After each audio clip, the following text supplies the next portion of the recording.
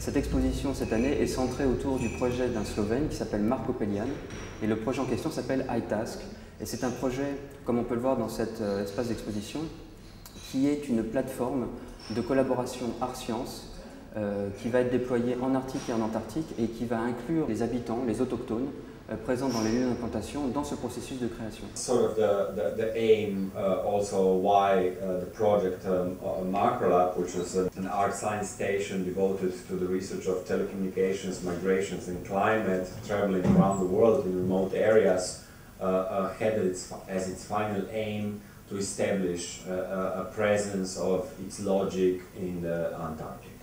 Il y a un aspect de leur travail qui forcément va éveiller les consciences puisque pour Marko Peljan, si vous voulez, il s'agit aussi avec son projet iTask de donner la voix aux populations autochtones ou aux Inuits. Voilà comment le réchauffement climatique, on en entend parler absolument partout, mais on en entend parler par des Occidentaux. On n'a absolument pas de point de vue qui ne soit pas occidentalo-centré. There's a lot of local knowledge, if you want, indigenous knowledge all around the planet. Which is not shared because of its local nature, but it's really crucial if you want to even survive or function in environments where you are non-local. Quand on se retrouve comme ça devant un nouveau milieu et qu'on déplace une démarche artistique dans ce milieu, je pense que les artistes qui vont être présents et qui parleront de leur travail montreront à quel point cette relation de déterritorialisation par rapport à l'artiste, elle est vraiment très très féconde. On peut peut-être dire que les artistes sont, je dirais pas qu'ils sont plus à même de communiquer, mais je dirais qu'entre une communication scientifique et une communication artistique, il y a complémentarité, parce que le scientifique, avec la rigueur qu'il caractérise, nous donne des données brutes. L'artiste donne une capacité, la possibilité au grand public, par cette empathie qui est possible avec un travail artistique, pour peu qu'on s'y intéresse évidemment, permet en fait une appropriation par le grand public qui est peut-être un petit peu plus affective et donc peut-être plus efficiente en matière de retomber sur un public large.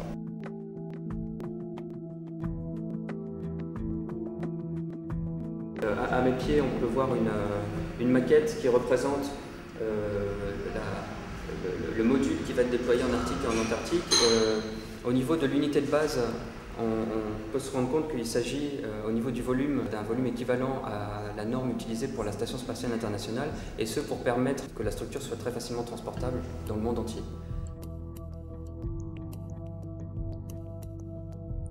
Cette plateforme Art-Sciences de collaboration, c'est, si vous voulez, des modules qui vont être équipés de toutes les dernières technologies de communication, mais ces technologies vont être basées sur du logiciel open source ou du logiciel libre qui rend en fait à la fois les artistes, les scientifiques et les Inuits par exemple qui vont ensuite récupérer cette infrastructure d'être vraiment autonomes au niveau de la communication. La structure de iTask est en fait composée de matériaux de carbone, de matériaux composites hautement résistants à des températures très basses et au milieu hostile.